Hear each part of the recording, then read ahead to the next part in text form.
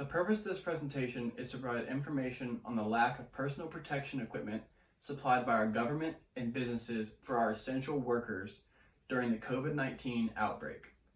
No one was prepared for the worldwide pandemic, and that led to widespread panic. The lack of PPEs, or personal protection equipment, for healthcare workers and people on the front lines is like bringing a soldier in an army without any weapons or ammunition. Personal protection equipment are things like face masks, gloves, hand sanitizers, and disinfecting wipes. Workers on the front line were being exposed to COVID-19 patients because they didn't have enough PPEs. Every American who quarantined and stayed at home bought out all the essential PPEs that were needed.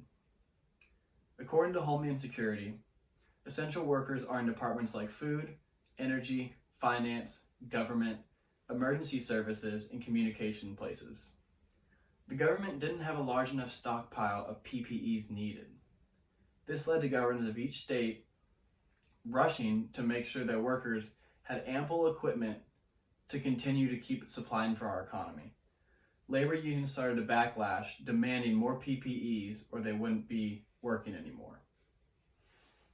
Companies that didn't produce masks, gloves, and hand sanitizer before were being highly encouraged by our government to start producing them. President Trump ordered General Motors to start producing PPEs under the Defense Production Act.